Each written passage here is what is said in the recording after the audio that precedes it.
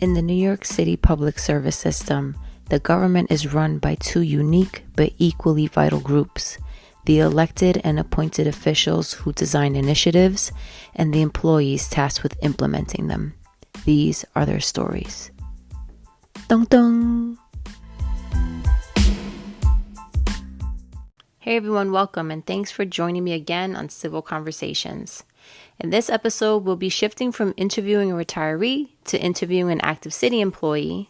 In an interview I'm dubbing as an around the water cooler chat, where I speak with a previous coworker about a particular topic. Now, my guests won't be introduced formally or named, given that they're currently still working for the city, but as someone I wanted to highlight as someone that I've thoroughly enjoyed having as a coworker and as a colleague. This person was not only a team member in my experience, but also a team player, and had such an intentional goal of caring about others and investing in their development and engagement at work, and trying to set people up always to do their best. Where he had the authority, he'd allow his team to make changes to things that didn't quite make sense or weren't working, and was always willing to go to bat to advocate with people above him or with people across the organization to start conversations to work toward making improvements. Over the years, we chat about things in passing, either checking in the morning or after a weekend. And while our conversations usually weren't this long, it's something that you might overhear, or sounds like something you might overhear a cubicle away, and hell, might be a conversation that you might even join in on. So in this Around the Water Cooler chat, we're reflecting on the mayor's 2023 State of the City address, which, if you didn't catch it, is linked in the show notes. Let's get to it.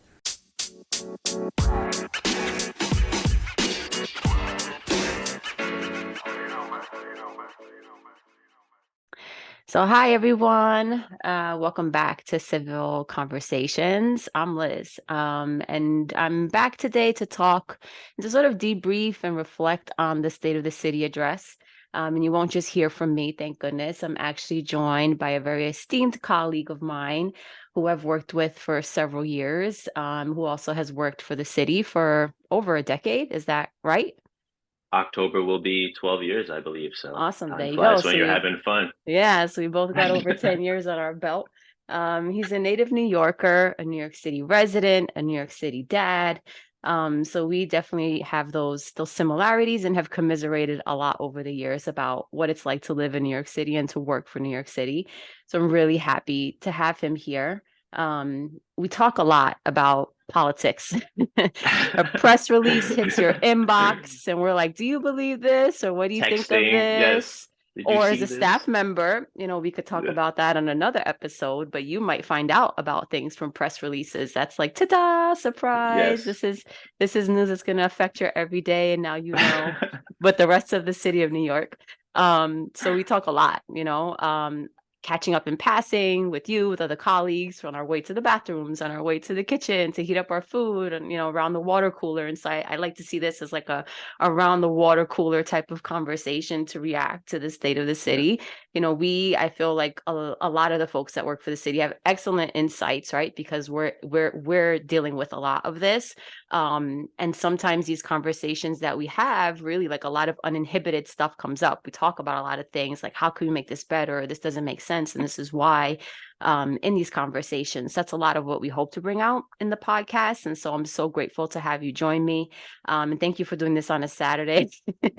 I know you We already picked a have. good day. Picked a Yeah, good day to be stuck inside. This is good. Thank you for excellent, having me. I'm excellent. really honored to be here and I appreciate it. And super excited for you. This is very cool. I've only known you to be an ambitious go-getter. And this is just another thing on a long list of things that you've done and will continue to do. So happy for you and happy to be here.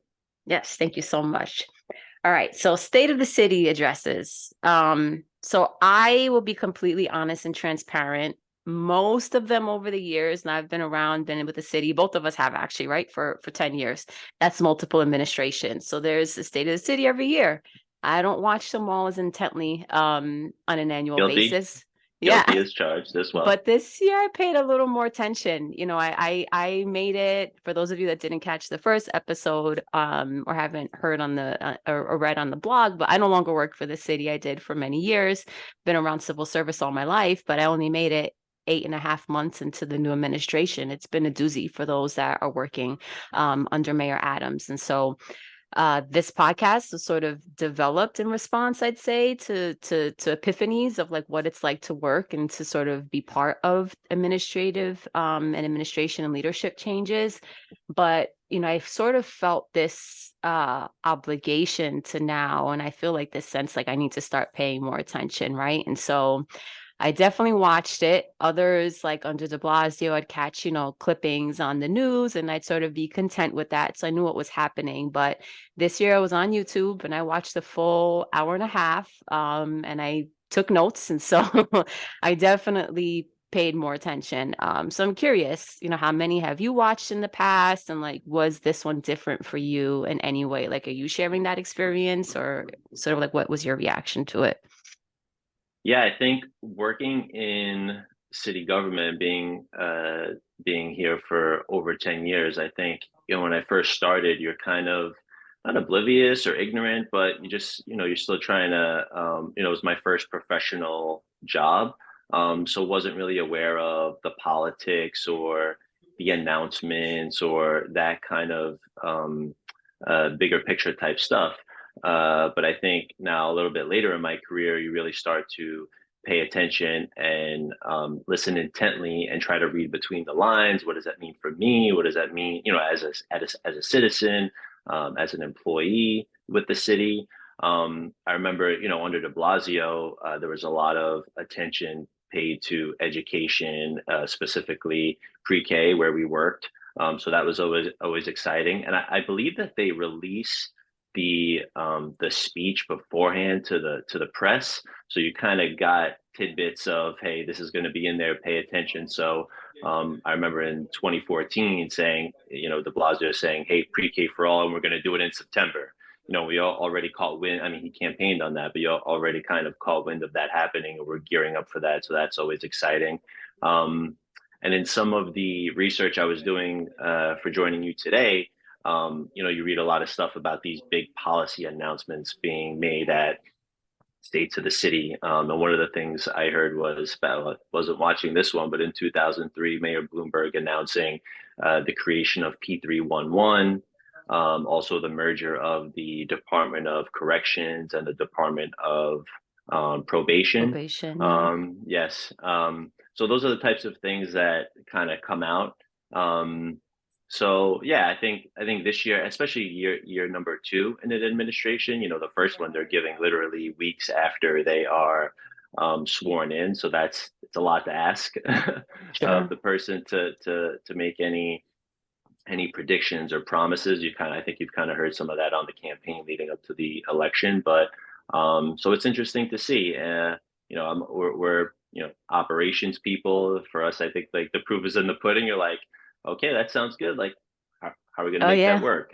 Yeah, he said, How was is that it going to happen? promises made, promises kept? And I'm like, okay, boo Yeah, boo, yeah, I'm I'm waiting all for this for it. one. Yeah, I think we're We all shall for it, see. and I don't think anyone, you listen to any speech and this one too. It's like, okay, you don't disagree with anything. It's just kind of like, all right, well, that sounds good. Now let's see what happens. And Yeah. some people were saying again, he didn't make like, some of the things he announced that they kind of heard about before. He's been talking about them already, which is fine. It's not a criticism. It's just an observation. But let's see. Yeah, year two should Yeah, be for interesting. sure, for sure. So something that I will say I like latched onto immediately was this working people's agenda, right? So civil conversations is all about advocating for the city's workforce, for elevating the city's workforce, spotlighting the city's workforce. So I immediately latched onto that. And to me, he outlined what I saw as like an ambition to maybe support rebuilding a middle class in New York City, a working class in New York City. And something that like stuck out to me was like, we want people to have good salaries and good benefits. Praise city workers for taking on extra shifts to keep the city safe, to keep the city running. He talks about wellness. And I'm like, well, what about the city workforce's wellness? I mean, I firsthand experienced when they implemented the city mandate, a school safety agent. I had been reassigned like many others in the Department of Ed, to work in classrooms. And I was at a school, and just talking to the school safety agent, and she was like, I'm working all these hours. They're so short staffed. And this was under de Blasio, to be fair, but and it just goes to show you like how long this has been going on. This woman was like, I'm working here. The building opens. I'm here 6 a.m. I'm working all day. Then they have me going to another elementary school to cover their evening programming. Then they want me to work weekends for when there's sports and church and all this other stuff. And she's like, it just gets to a point that I'm exhausted. And she was a woman in her late 50s. And she's like, it's not even about the money at this point. Like, I'm just going to kill myself. And that's not the end of my day. I have to go home. I have to find parking. And then I have to leave to commute. And so it's like, yes, we should praise people. But like, sort of stuck out to me. It's like, how do city workers fit into this working people's agenda? Like, to your point, the proof is in the pudding. So like, my perspective has been, burnout. We have a lot of people leaving city agencies. And I talked about this in a blog post that I wrote recently. And it's just like really shocking to really think about it in retrospect. So I had interviewed for a job. The mayor had said at a press conference, I think it was back in September, that the city had never implemented, or his administration never implemented, a hiring freeze, that wasn't true, and that the labor shortages are a national issue.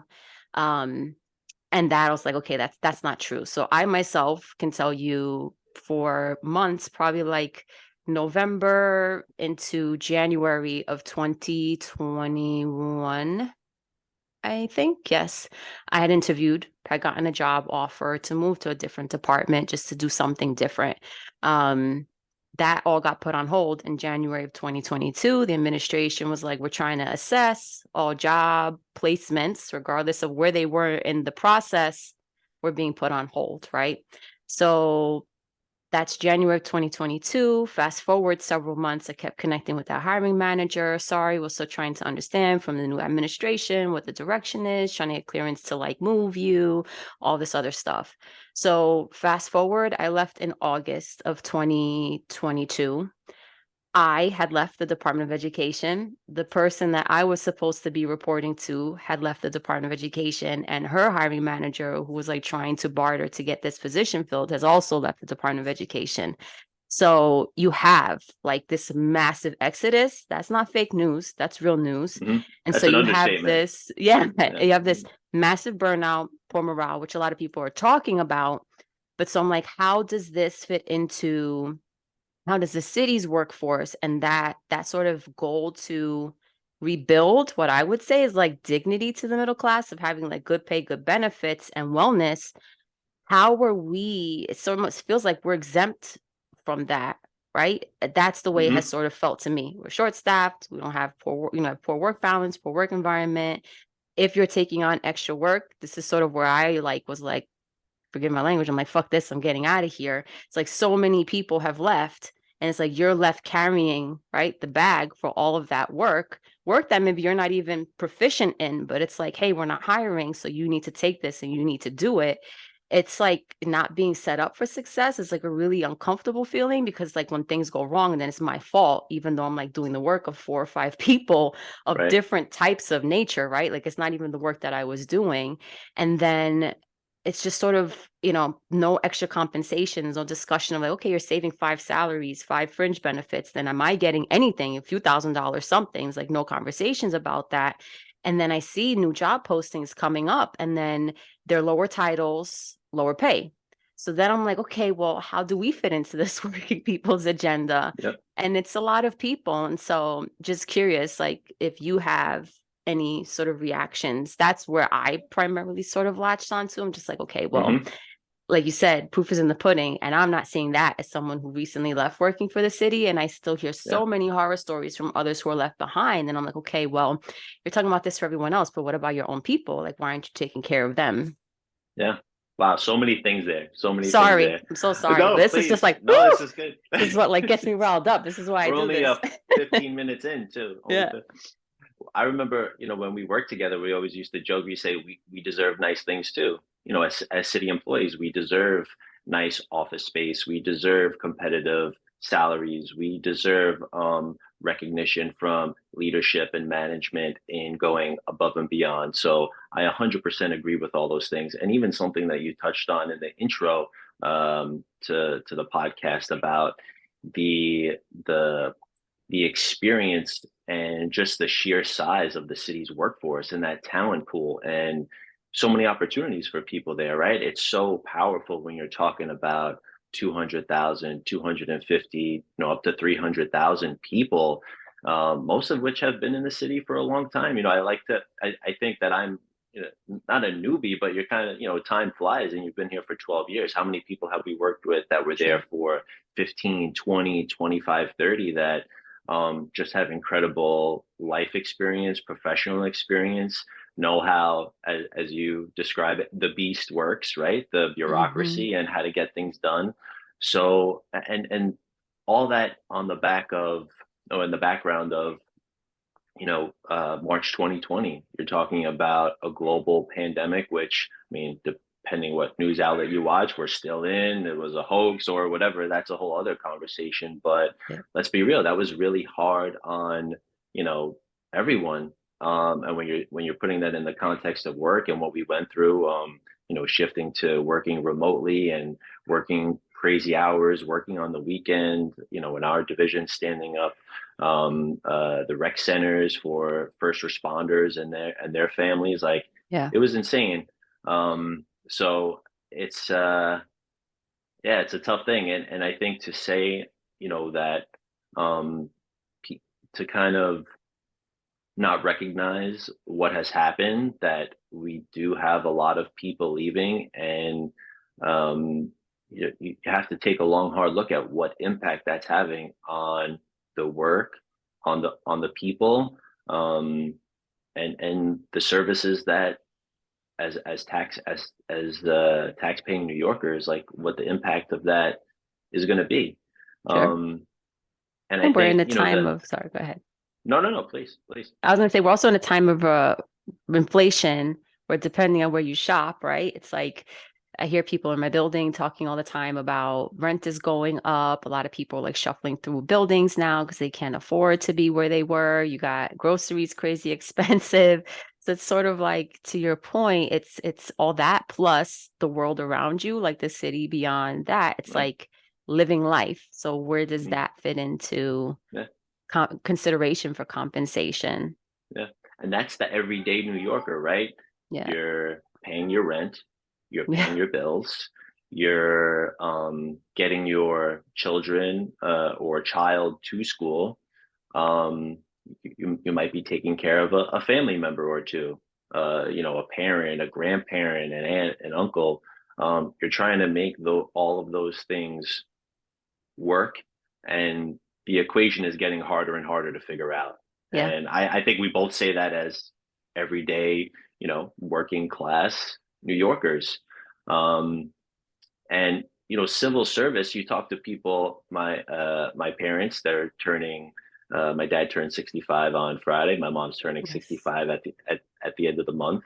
When they heard I was getting a city job, they're like, that's fantastic. That's Yeah. that's great. And it is, pension, benefits, all these things. And it's been good to me. It's been good to my family. And it used to be the path to the middle class, the path to even the upper middle class.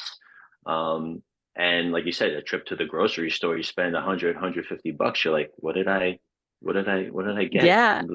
Nothing. A And box of pancake mix, some milk, and some yeah, eggs. that's That's gonna it. last me 2 days. Exactly.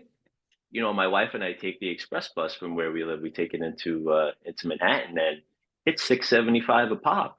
And Yeah. the MTA is now talking about eliminating stops. There's a stop off the corner of our building, and they're talking about eliminating that one for Ugh. efficiencies. And so those are the things that affect the everyday New Yorker. Yeah. And the example of the school safety agent that you were just talking about, those are the everyday people that really make the city great and make the city run. um, so what is being done for them? I'm curious, and I think at a time when you talk about civil service, and we've lived through this together as colleagues, right, professionally, the hiring process. You have the Mm. private sector making all these layoffs, the talent pool. is increasing because of that. And I feel like we have nothing but barriers to hire. Yeah. Maybe there's someone who worked at, in the private sector in a tech company or whatever, and is saying, you know what, I want a little more stability. I want a little more work-life balance, and that's one thing I said the city is really good at. We have benefits that way, but we are not able to offer those people competitive salaries. In the jobs that can be done remotely, we don't offer remote work and civil service. And I get the original intention of civil service, but now it's like the Yeah. Matrix. Oh yeah. It's like we try to talk about, are you on this list? Did you take this test 3, 4, 5 years ago? So it seems like we have nothing but barriers to entry at a time when the talent pool is out there, and we could certainly use it. Yeah.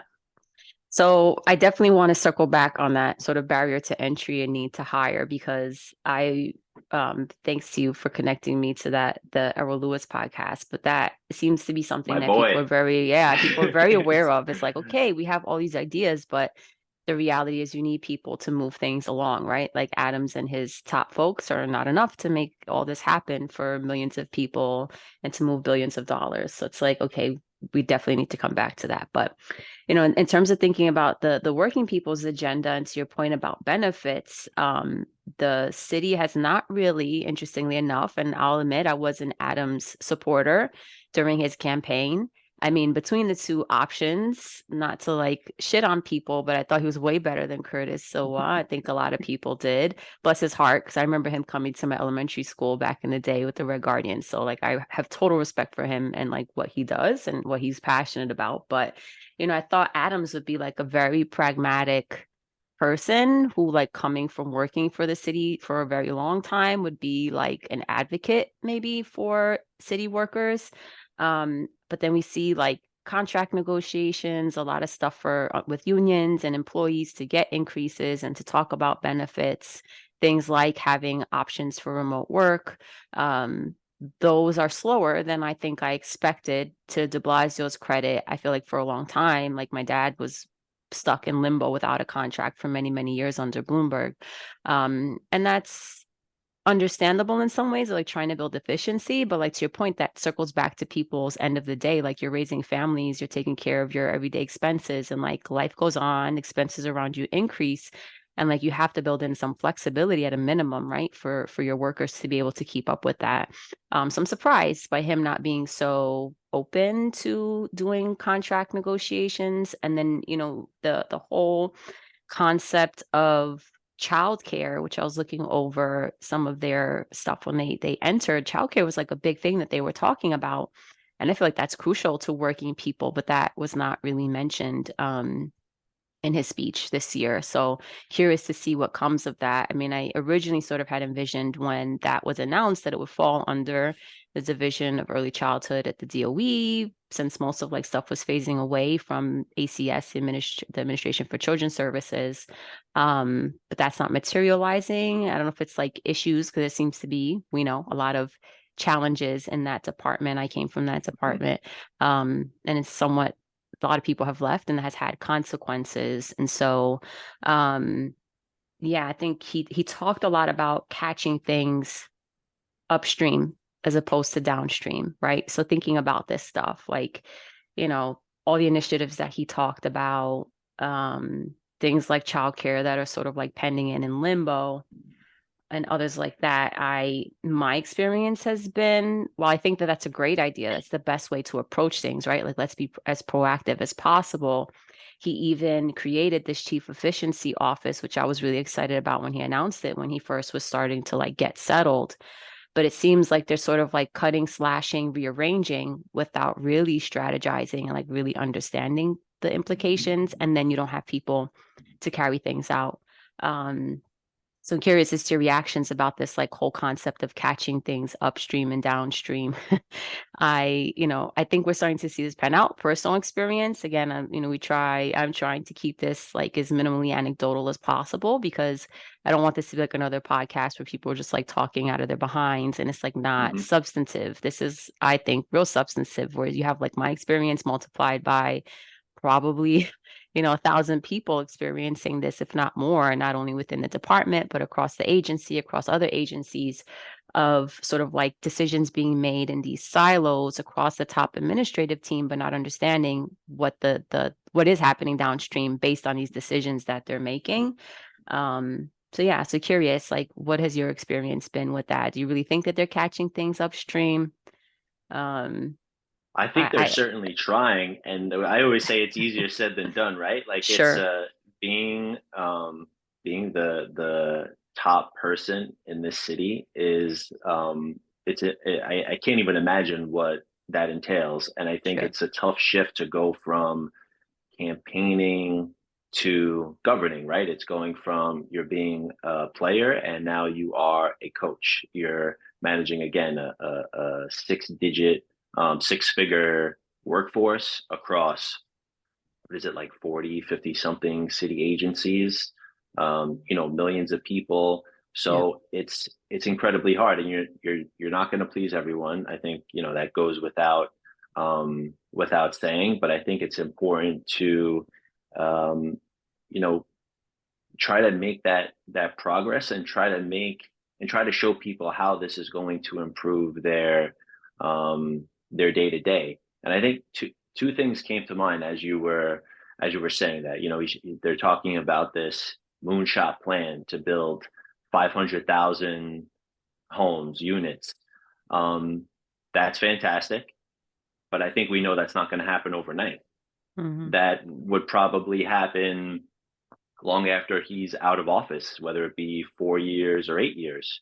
So the everyday person like myself is saying, okay, but what are we doing to, as an example, curb real estate taxes, which do nothing Hmm. but increase and impact the again, in my life, we live in a co-op building, so that impacts our maintenance. Hmm. We have a lot of older people that are Yeah. on fixed incomes. Yeah. Some people in the building that have been here for 20, 30, 40, 50 years that provide just a beautiful community in our building that know your name, know my daughter's name, say hello to us. When those costs go up, what are those people doing? So stuff like that, I think that's a really nice idea, but there's a lot of pieces that are needed in order to get there.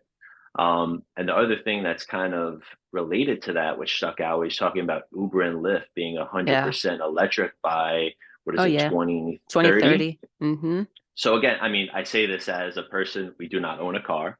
We are a mass transit, walk, bike family. So I think that's great. It touches on a number of things, but trying to driving is the worst way to get around the city, right? Yeah. Even in the outer boroughs where we live in Brooklyn here. So I think, what are you doing to improve mass transit, to make it more efficient, to make it safer? Um, and I say this in a way like not to knock any drivers. I don't want any outrage, but like you have to, speed cameras are great. They generate revenue for the city. You like to think that the person that gets a ticket thinks twice the speeding about the next time, but I don't see that to Yes. be the case. Yes. I think You I know, funded a classroom supplies with my red light tickets. I swear I was going like 36 miles an hour. yeah, there's one over here by our apartment, and it's still like NASCAR over here. I don't think people are Yeah. thinking just like I'll Yeah. pay the $30 or whatever. But in a way, you almost have to make it, I think, like more difficult to drive, and at the same time, make it easier to walk, make it Sure. easier to bike, make it easier to use mass transit and get around. Because a car, as I see it, it's a luxury. We can't afford a car. Sure. So things like that. Again, you're saying Uber and Lyft are going to be electric, great, but what are we doing to make it easier to move around the Yeah. city? And I think that Yeah. opens up a whole host of opportunities Sure. for employment, small businesses, um, stuff like that. And also, you're talking about adding more houses. Well, that's going to add more density. Mm-hmm. So Yeah. those people, they're going to need cars. No, they need to be able to get around their neighborhood, get in and out of the city or from one borough to another. um, that's what our city's just too dense for a car to be the main Sure. source of, and it's not. Billions of Sure. thousands of people take Sure. the train every day, but Those are the types of things that I think are really the lifeline of the city. That you have a big idea. Well, what's kind of happening in between? Sure. Because we know these things might not happen within 4 or even 8 years. Yeah. And the Uber driver point, thank you for bringing that up, goes back to the working people's agenda too. Because my question is, like, I've had friends and family, you know, spouses and significant others of people in our network that are drivers, right? And they've over the years gone through so much like instability. You had like the whole green cards concept for the outer boroughs. And then you had, Uber and Lyft pop up and like dominate where you used to have to like call a car service. Now, like you don't call a car service anymore. And most people are ordering cars to Uber, Lyft, and like these other apps. But the people who are driving these cars are people who are sharing cars mostly, right? Like someone owns it, they're renting out a morning shift, an evening shift. They're not the owners of these vehicles. Uber and Lyft are not the fleet owners, like they don't manage a fleet of vehicles. So it's mostly people who are, working people who are the vehicle owners, or someone may own their own vehicle and they use it for work purposes and then the remainder of time for personal purposes. And I can tell you, after like having recently car shopped, like these electric cars is something that I really wanted to consider, but they're expensive. And then like our building didn't have, our neighborhood, I couldn't think of anywhere that had charging stations. So okay, like if I go somewhere, or if I'm driving, so we tend to drive a lot to like save on airfare when we travel. Where am I going to stop to charge my car? I know that had come up also in the podcast. So, okay, what's the infrastructure going to look like? But also thinking about working people, like I had a close friend of mine, her husband drives, and the biggest complaint that he has is just like with Seamless, right? With online ordering for restaurants, these companies take a huge chunk of our money. So really not making what we were making before, which wasn't a lot to begin with. So it's sort of like, how are they going to pull that off? I mean, I would love to say they might do like some subsidy or something like that, but these cars are expensive. So we shall see how that plays out. But it's I think it's also analogous to this gas stove debate that has come up oh recently, boy. where it's like I don't think that's it's a good idea. I definitely see the benefit of it when you're talking about, again, we live in a co-op building.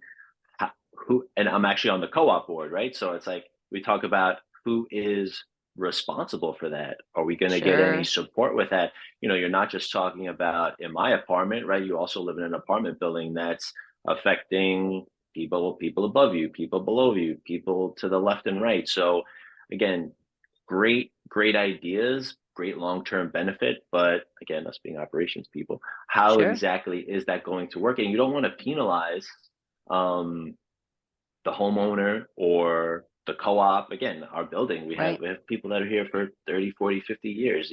Right.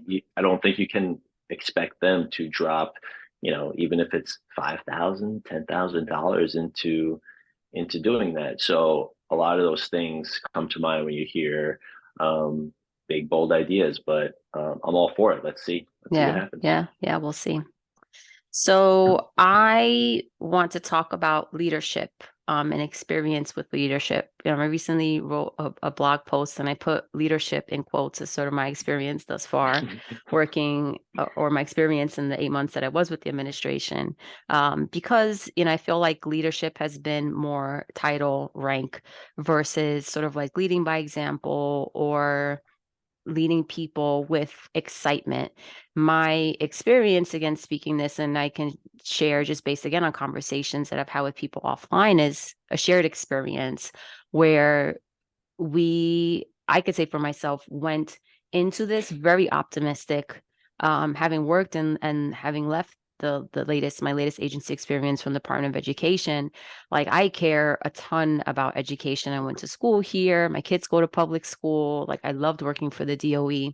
I had a lot of excitement for new visions and like trying to break down the bureaucracy, but then the bureaucracy took hold very quickly, and it was very much, I feel like, ivory tower where decisions were made. They were what they were. They were inflexible, not responsive to like staff expertise, experience, or any type of feedback. And I feel like that's somewhat prevalent from the administration. Like the mayor is not really open to feedback, and is somewhat resistant to like any criticism. And I feel like that permeates a lot and is evident in his leadership team. But he did ask them at the start of the State of the City address to stand, which, kudos. I know these people work incredibly hard, but he said these people work all like tirelessly for their city, and they love their city, and they love it, they love their people. And then my question for you is like, as an employee who also happens to be a resident of New York City, are you feeling the love? Do you feel the love? I Yes and no. Yes and no. I Yeah. think the team that I work for now, I'm incredibly lucky. They are down to earth. They are smart.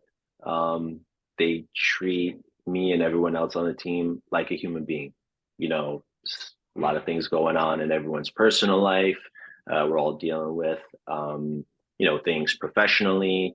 It's been, budget cuts, things like that. That takes a toll on you. So I'm incredibly lucky.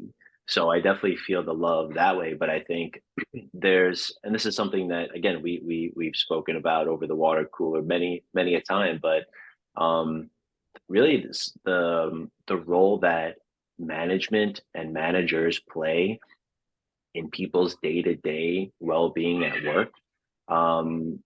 And this is not just the civil service or city government. Every private company would probably tell you they struggle with this as well. But what are you doing to develop, train, and teach managers to deal with that stuff and support their people and make them feel valued and make sure that they are living up to their potential and supporting them professionally and personally? Because we know, you could talk about work-life balance and leaving things at home, but we all know that I just don't know that to be the case.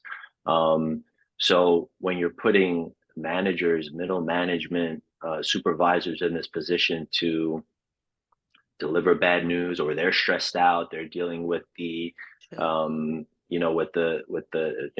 just an example of my world, budget cuts.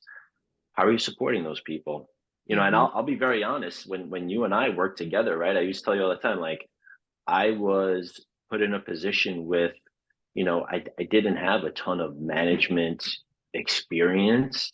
There's no training you go through, and then next thing it was just, hey, you're good at this, or this, and now you're going to be, the next step is you're going to be a manager. You're going to have people reporting to you. It's a big responsibility, right? We Sure. spend a lot of time at work. We spend a lot of time with our colleagues, and I think incredibly lucky to work with you and the other folks on our team. I really feel like we did it together, because I'll say, I walked into that, I wasn't like fully prepared, and I don't know if you ever really are, but it's a big responsibility to come to Sure. work every day and be responsible for another person's professional career. Again, they're dealing with stuff at home. So I think across the board there needs to be more emphasis put on the people side of things. And again, you Sure. said it in your intro, and you spoke a lot about it, in that, and that really resonates with me, because we have incredible people there, and you don't get into city service to become wealthy, right? Nope. When we talk to people that we used to work with or still work with, like, just have incredible life experience. These are people, community organizers, Yeah. advocates, worked in nonprofits, like, just an amazing wealth of knowledge and passion. And what are we doing to tap into that? You don't want True. to put that candle out. You want to turn that True. into, a bonfire if you can. And I think we need to really do a better job of doing that. And that helps everyone. That's Yeah. not that that Absolutely. that that helps, City Hall's objectives. That helps, the Department of Education's objectives. That helps the city of New York. That helps the taxpayers, or as I like to call them, the shareholders, right? We're Yeah. paying a ton of tax. They're talking about increasing the payroll tax. That's what the governor Yes. Oh, mentioned in her yep. state of the state. So you're like, so in a roundabout way, it's like, we're not raising taxes, but we are raising taxes. So more taxes, more money coming out of my paycheck, which I get it. It takes a lot to run the city. It takes a lot to run the state. I'm certainly not against that, but it's like, what am I getting in return? Sure. So I think that's the biggest thing for me when you mention leadership and management. And I always come back to it's going from a player or the campaign trail is very different when you're stepping It's, into that role. It's a beast, as you that yeah, I always remember that yeah, it really is, and beast. it's a mindset switch. Sure. And I think for me, and I can say this probably a little bit more bluntly because I no longer work for the city, and I'll say for several months, I've had this idea of trying to rally support among people who worked for the city, but it's really hard to say anything and to speak up when, it's your employer. So I've always felt like this weird and sort of like back to the question, or honestly, in my opinions on the leadership team. You have people who are working for you. Some people do live outside of the city, right? And some like the uniformed agencies and the DOE. But, you have most of your folks that work for you are people who live within the five boroughs. And I think it's like a weird position to be in, and like one that I would hope that people would start to factor into, people being like the administration and its top leadership levels, right? Because I feel like a lot of what they have been doing has been very top down, right? And I feel like any organizational expert or a company that has sort of like revisited how they practice and how they lead their companies realize that they do have to be mindful of people all throughout the organization, right? So no matter whether you're making copies or, filing paperwork, organizing documents, you're a secretary, you're a manager, you're a data analyst, a budget analyst, you name it. There's like a myriad of positions in the city, some that will probably like blow people's minds. To your point about civil service, and we'll talk about that in an upcoming episode. It's, we have a civil service test for puppeteers for parks and recreation. I mean, it's like vast and complicated, and beyond like probably what a lot of people know. And it's to me is like I appreciate how hard people are working, and I think these people are very competent, but I feel like they are managers, and in some instances micromanagers, right? Like I understand that you are tasked with doing certain things and achieving certain deliverables, but the way they're going about it and the way they're managing their workforce, and again, I could say this from talking to people who work across many different agencies, is not the best, right? And so, okay, you're already dealing with a lot of people leaving, low work morale, increased workloads, right? A whole bunch of things. And then you're throwing into the mix, like not having a positive work environment. And to your point, like the people that you're working with, who I'd say also are sort of like the in betweens for the stuff that's coming up, from up on high to them, Mhm. they're trying. I always felt like I had people to shield me from certain things, and then I as a manager could in turn like shield my team from certain things. But there's a certain sort of expectation, I guess I have, especially working in the public sector. I feel like public sector is supposed to be human centered, right? Worried about people and taking care of people. That's somewhat lacking for me. So like I appreciate how hard they work, but like one thing that I would love to come in the next year is some awareness around the volume of people that are leaving and how to improve conditions for those that stay behind, right? So big push on efficiency. And I understand that, but it's like, what are you taking away or what are you making better? I feel like they haven't taken anything away and they're not making anything better. If anything, they're just like, I feel taking a completed jigsaw puzzle from a table, throwing it on the floor, and then like people are trying to put the pieces back together for like a different picture. It's just like a weird sort of dynamic. Um, and back to the point of like catching things upstream versus downstream, like a lot of this openness to tap into the resources, like you're saying, to tap into the insight, the knowledge, and the passion is how can I say this? Like people are disengaging, right? The whole sort of like concept of the traditional civil servant, like I'm going to cover my ass. I'm going to defend myself because I'm getting like 10 different jobs. I have like Yeah. my boss is stressed out and like taking it out on me. The direction is changing from day to day. Like we've seen people that they're working and reporting to different people doing different work, like depending on, Monday you might be doing something, Friday doing something else. Monday you're stationed here, Friday you're someplace else. Like Yeah. to your point, like how is that going to pan out? And we're starting to see certain things which I feel like the administration might want to like play off to, I don't know what, like false reporting is definitely one of them. But this whole, sort of breakdown in the early childhood payment structure, which is something that I can say is definitely attributed to a loss of manpower and loss of knowledge in that manpower, right? A lot of the people that left knew how to move these things along. And if things were behind, they had the relationships to catch things up. That's gone. So that's, losing people, not retaining them, and not transferring that knowledge and not being strategic, truthfully, is like we're not upstream, we're downstream, right? And now we're hitting the pile of trash in the river downstream, right? And we're trying to pretend like that was because, of some beaver up that way. Like, no, this is a making of not being willing to be flexible, making decisions without understanding consequences. The city's being, sued now because SNAP benefit applications are behind and it's affecting people's ability to eat. I mean, that's really consequential. Providers are not able to pay their staff. That means people can't, they're not getting paid. How are they paying their childcare? How are they paying their rent? How are they putting food on the table? I mean, it's like major consequences. Parents, I take my kids to school and daycare. I can't even imagine the anxiety. I don't have family close by, or I do, but like I can't drive 45 minutes to Queens in the morning. And my sister also works. Like, I don't know what I would do if my son's, pre-K program or 3K program was just not there the next day. It's just like those types of things. It's very consequential, but I feel like it's getting downplayed in some ways. And then I also heard about, in the podcast, which thank you again for connecting me to that. But it's like you have Department of Buildings, HPD, FDNY probably behind in its inspections. You have, Discovery, which we talk about, like trying to get people through Rikers faster. But if you don't, like, there's been articles of people that the law departments, just like you said, we can't compete. Like, you can't compete with others that are offering higher salaries, that are offering hybrid or remote options. Like, you're not going to attract anyone. Like, virtue's not working anymore, right? And so, like, how are we addressing these things? And so my biggest plea, and just is not to like discredit people who are working hard, but it's like you don't have to work harder. You have a lot of people that are willing to help you and want to see you successful, but like you have to let go a little bit. And so, like, let's Yeah, work smarter, not harder. yeah. And something that you're saying like middle management or management shielding you from the stuff.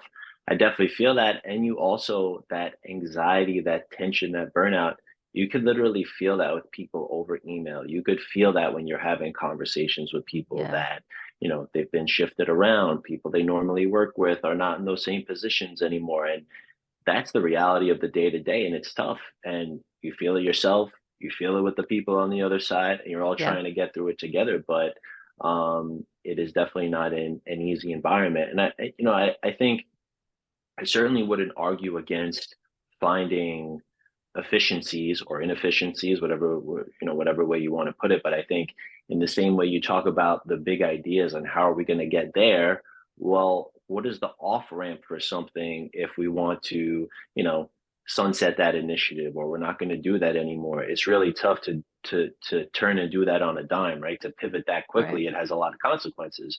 So if you want to do that, let's do it the right way. Um, because then you're seeing things like you mentioned, people not getting their benefits, providers not getting paid, and I think those are the things that we have to just be thoughtful about them. You know. Yep. Yep. And I efficiencies and inefficiencies, like, again, when they started, it's like, yes, we need that because we get stuck in systems that make absolutely no sense, things that take way too long. That I sort of like had this realization, talking to my dad and over the break, and we have an episode for that too, is, things that he dealt with in the 90s, 2000s, 2010s before he retired, is things that we're still dealing with today, right? And that's stupid. It's so stupid. Like, the technology and the infrastructure and options in the 90s versus now are so different. But it's like by the time you get through all of the steps and all the hurdles, whatever you design makes no sense because it took you 15 years to get things done, right? So I was like, okay, chief efficiency officer, great. They're going to assess where there's issues. Let's build collaboration across agencies. Let's make budgeting easier. Let's make contracting easier. Let's, that's it. But no, it's like we're going to slash headcount. I just, it's like sort of like that is dollars, but is that really what we're doing? Or chief efficiency office? I saw this on the City Workers for Justice on Instagram. They're talking about secret shopping now, city workers. And it's like, okay, like that's your way of claiming efficiency. Like we're the problem and we're the only problem. It's like, Right. okay, let's look upstream. And I equate the city to like, I remember my husband and I looked at an apartment many years ago. It's a beautiful apartment, but I was just like turned off by it because everything was just like caked on paint. I couldn't see what was underneath, like the beautiful classic Bronx giant apartment. I could only see the sticky walls where like the etching, like that beautiful markings that some apartments have. I couldn't see that because it was just like layers on layers on layers on layers of paint that were Right. just like different types of paint, different consistencies, different colors. I was like, this looks so shitty. And I was like, you know what? That's what city government is. Like instead of saying let's do this right. Let's get to the base of the problem and make this look, let's restore it to its like original brilliance. No, we're just going to paint another layer on top and then wonder why it looks shitty 5 years later because we keep caking stuff on, right? So it's like, let's slap another regulation, let's slap another thing on top of this. It doesn't make it better. It's like fixing it. You think you're fixing it, but it's not really addressing the issue. So I do Yeah. hope that like over time we start to think about that because a lot of that's falling on the people and it's the people who are the problem, not the system itself and how it affects those people and their work. So Right. we'll see. Yeah, the chief efficiency officer, if he or she is going through some process, instead of just saying, like you just alluded to, or like you said, oh, this thing is not working because this person doesn't know what they're doing, or they're not a good employee, or well, it's like think about the broader picture. How many people has that unit lost? How much money has been cut from that budget? When was the last time that system was updated?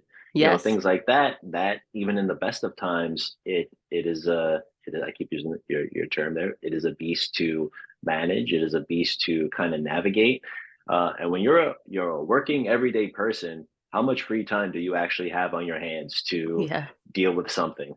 Sure. There's only a certain amount of hours in the day, and free time is pretty much non-existent if you Sure. are taking care of a child or children, family member, or God forbid you want to live your life and enjoy Yeah. yourself. You don't want to be on the phone with a city Sure. agency or some 800 number for 3, 4, 5 hours.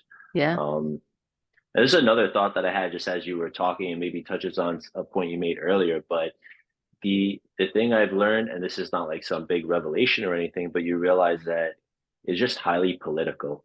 Yeah. It is.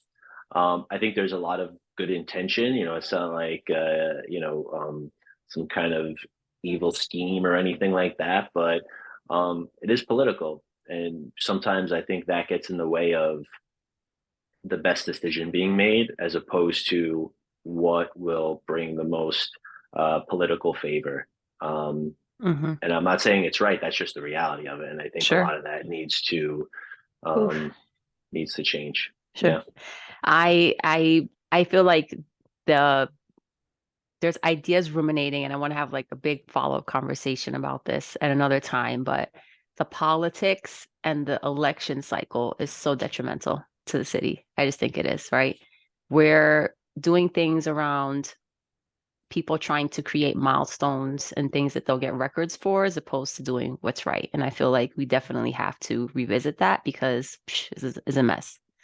I But want to share. Wait, I need to share a quote with one of our former colleagues. I won't say their name, but they said and I'm definitely butchering this a little bit, but they said the success is only measured by getting elected or reelected. And we know what the lack of voter turnout, that the bar is not really that high. Sadly, yeah, you're more people, and I think it's happening now. And I think something like your podcast and hearing your perspective and getting people to have discussions with people like yourself, that's where you're going to build that momentum to get more involved, because I always say we're all shareholders here. We pay a lot of yeah, taxes, and that's fine. That's all good. I get that needs to happen.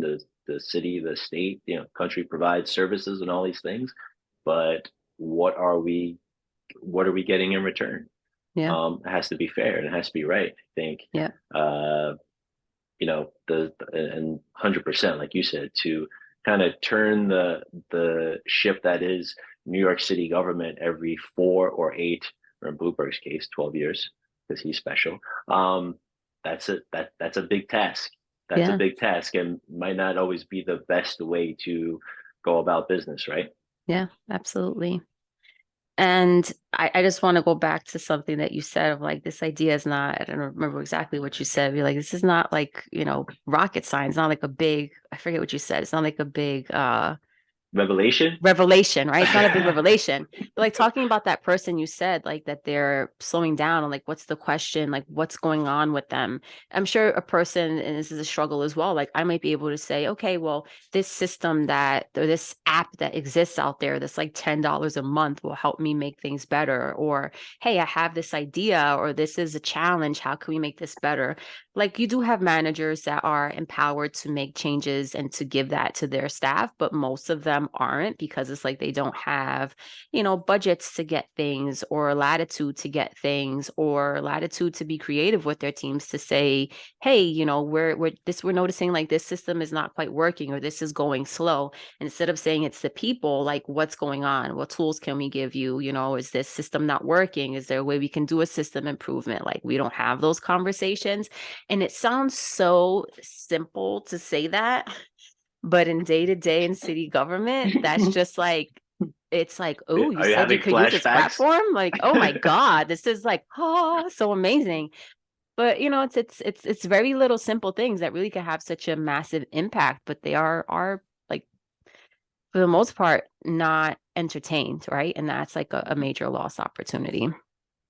How many spreadsheets or Galaxy famous, our budget and procurement system? How many times do we sit with that system and try to figure out where this thing was, where are those dollars?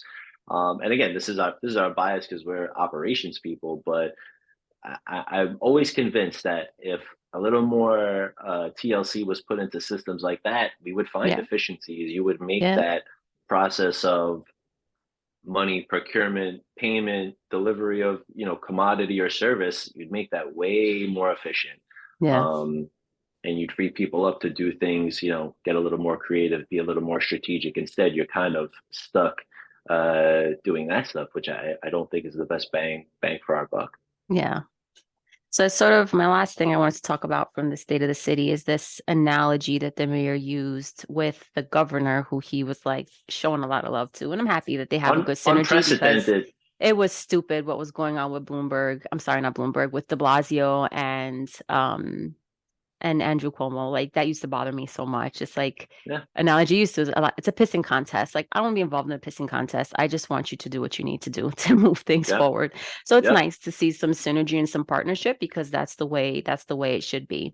And he had said, we want and we should, as people around her, try to ensure that she lands the plane rather than wish for her to crash and sort of like burn, right? And so um as a leader for the city, right? Like I also wish this for him too. Again, like I voted for Adams and I was really excited by his the prospect of like someone who came from the city, born and raised in the city, worked for city government.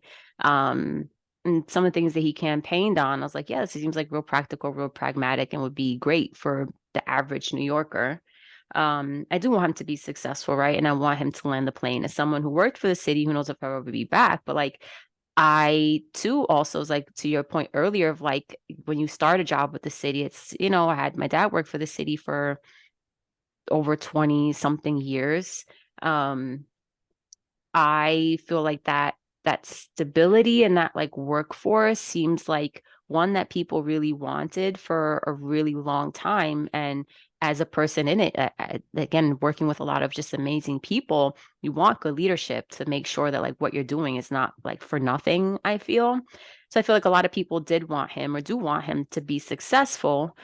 So comparing him to like wanting to have him land the plane, I, you know, my experience has been like, okay, you're the pilot and you're getting us from point A to point B.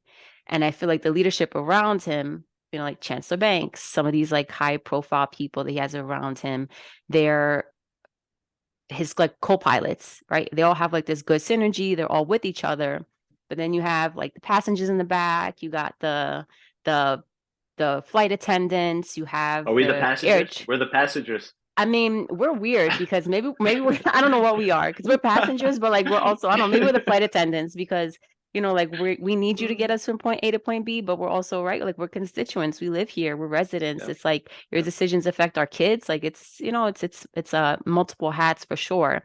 But then it's like you got air traffic control trying to direct you and tell you there's a problem. And you're like, no, I'm an experienced pilot and my co-pilots, we all agree this is a direction. We're okay, and it's like this fog, we're telling you there's fog or there's issues on the ground, or the guys with the sticks, and I don't know exact terminology and I should have researched that better, right? But you're ignoring all these people who are like fundamental to your operations and they have experience. They're trying to tell you like you're not safe to take off or you're not safe to land or these are issues, you're going to have these technical issues or whatever, and he's like sort of ignoring them, right? So to sort of use that analogy of trying to like land the plane, like, dude, you got to listen to other people around you. Like, it's great you have your I'll call it like a hype team. You got these people that you worked with and you believe in, and they believe in you, and you're all working toward this like goal.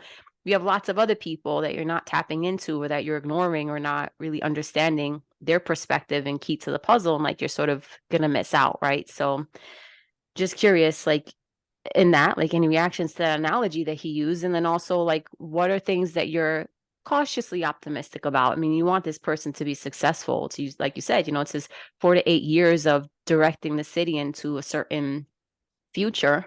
Like what in the state of the city are you like cautiously optimistic about? For me, it's like, the 2030 goal of going clean and some other things. Like, why not? I think that that's great for next generation and to be like a model city in the nation. We should be doing like really innovative things. So there are some things I want him to be successful about, but it's like proof is in the pudding and you got to be able to execute on this. And I'm a little uh yeah. cynical from my experience working for the administration and just in seeing like, okay, we're talking about a lot of the same stuff. Like, what are we actually going to pull the trigger on? So what are your thoughts on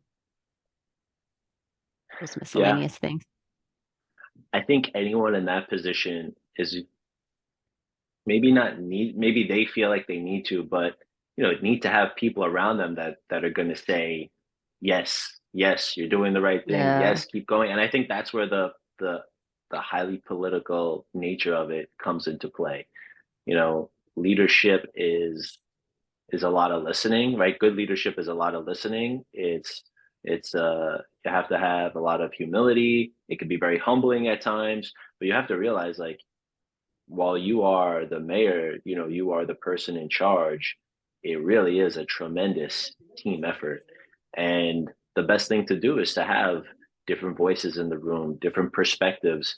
And you work for us, right? It's not the other way around. Yeah. Yeah. So when people are saying, I'm not getting my benefits on time, or I'm paying an exorbitant amount of money to commute, or I feel like the subway is not safe, or so those are the things that those are your stakeholders, right? Those are your customers. Those are the things that you need to be addressing.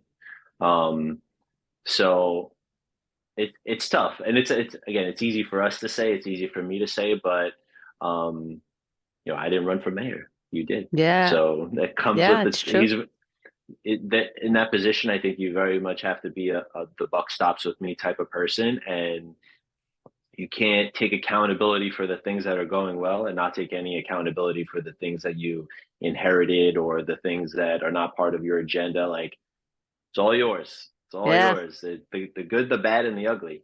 very Um, true.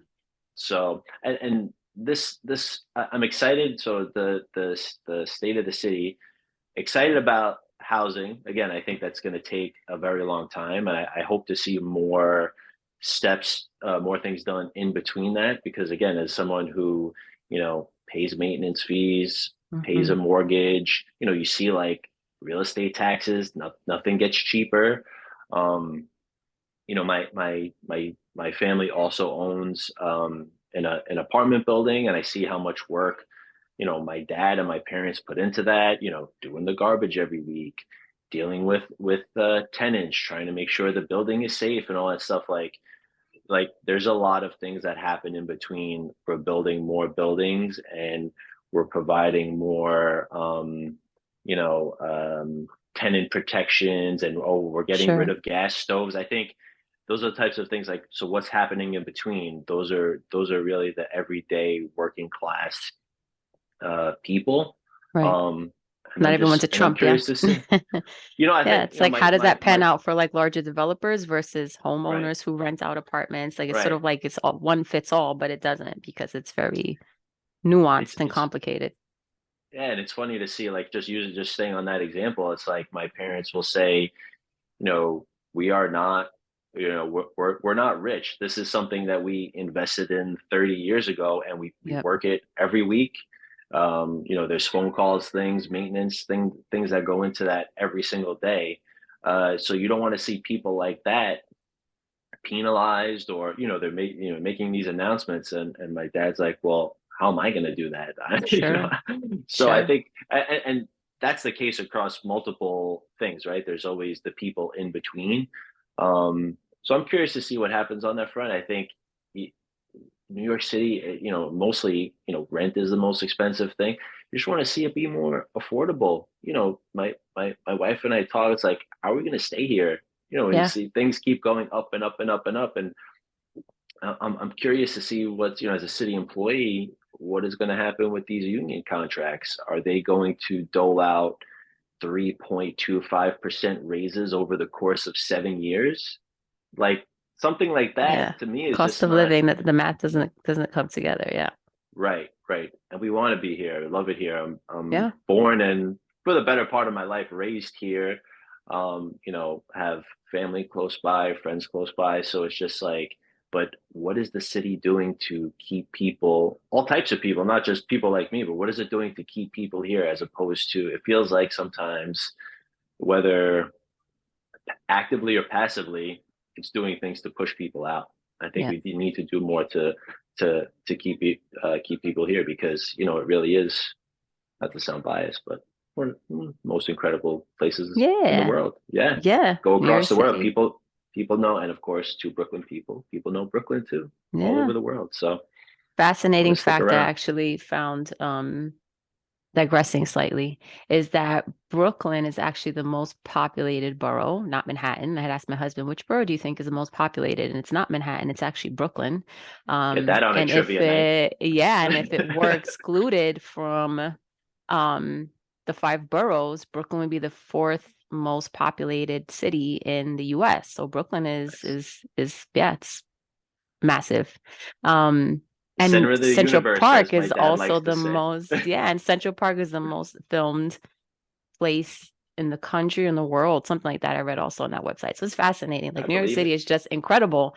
And we live Yeah, here and we don't enjoy it enough. So there's definitely that. yeah, yeah. But I do want to end on this quote, and it's to your point of like, you know, being the leader and sort of like owning this. And I think again we want this person to be successful, but it's like one thing to Simon Sinek, which I hope I'm not butchering his name, but like he said that leaders are people who motivate others. Anyone can do anything by authority, which clearly we do. Like a mayor has that authority, but it's like you work for people and you also are sort of like the head of this massive workforce. Like bringing it back to our cities, people, leaders, and this is one of the things that he says, Simon Sinek, a true value of a leader is not measured by the work they do. A leader's true value is measured by the work they inspire others to do. It's like it's such a crucial time when we're trying to do things different with so few people. It's like, okay, you have the authority to do things. Your team has authority to design and do certain things. But like, how can you really move people and inspire people to do things? And so we have to think about that as ambitious or as simple but effective as whatever it is that might come in the next year. It's like, how do we inspire people and how do we invigorate, right, the workforce to get things done? I really hope they spend some time and some TLC, because I just am in awe all the time of the many hardworking people that are out there, people like you. Like, I just again want to thank you tremendously for being on. I think this was an awesome conversation, and I Said, I hope to can't join believe with we're so almost many done. others. Yeah.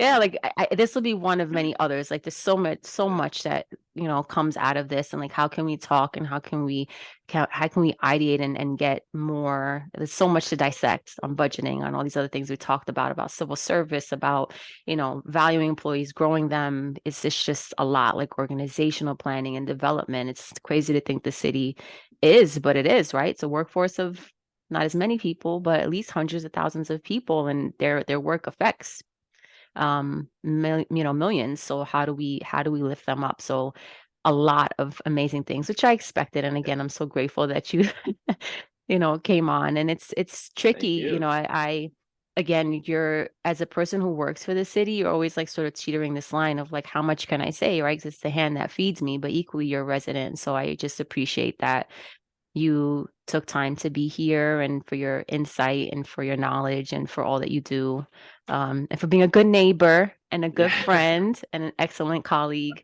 And this is just one experience, one exchange. Again, this podcast, we're trying to, these side conversations that I know we all have with incredible people, like we need to get more of this out there, because there's um, so much value and so much insight and small things, but these small things can really lead to something, I think, that will hopefully revolutionize how we see city government, and ultimately how we design our services and implement them for the rest of our neighbors. And so this was Absolutely. awesome. So thank you. I Thank really you. appreciate And it. Yeah. you're continuing your civil service by doing this and shedding a Yes. light on this thing that, unless you're in it or know someone that's in it, you don't even realize it's happening. You know, Yeah. thousands of things happen every day thanks to civil servants and city agencies that go unnoticed. They only know you That's right. people only notice them when they're not happening. That's right. So this is awesome, and super excited for you, and not shocked at all. Like I said, I've only known you to be a hardworking, ambitious, passionate person, particularly about this type of stuff. So very cool, and just really thankful that you invited me on. I'm looking Yeah. forward to tuning in moving forward. Yeah. And hopefully we'll be back. Awesome. Yes, Well, thank you anytime. again. Thank you Thank again. you. Stay We'll warm. keep the, yes, you too. We'll keep the conversation going. And again, thank you. Yes. And for those that are listening in, feel free to let us know how you react to this. We just added a LinkedIn page, which will be circulated. So add it across your network. This isn't just for civil servants. This is for everyone, whether you live in New York City, whether you're actively working for the city, whether you've left the city. This is for everyone. And so please do, we want to hear your reactions, want to hear your ideas, and always welcome you to be on the show, because this is what it's all about, this one-on-one connection with colleagues, you know, past or current or future. So please do connect with us. So thank you again. And Thank you. yeah, let's keep the convo going. I know you heard me say this probably like 20 times at the end there, but I just wanted to say thanks again to my guests for being on. I listened to this conversation played back and I just loved it, and I hope you enjoyed it too. Just to close out and to reiterate, in our show notes are ways to follow the podcast on LinkedIn and in Facebook. And as always, I'd love to hear from you about your feedback and reactions to the podcast and the topics we're exploring. I got my first email this week, hooray, from someone I've never worked with or met. And it's truly exciting and rewarding to see that the reach of this podcast is expanding. So thank you so much for contacting me and for continuing to share this podcast with others in your network. Should you want to reach out anonymously, I have a Google form set up on my website, civilconversationsnyc.com, and it's linked in the show notes below as well. Thanks as always for tuning in. More episodes are in motion, so I'll be back with a new one in the weeks to come. Thanks again, and talk soon.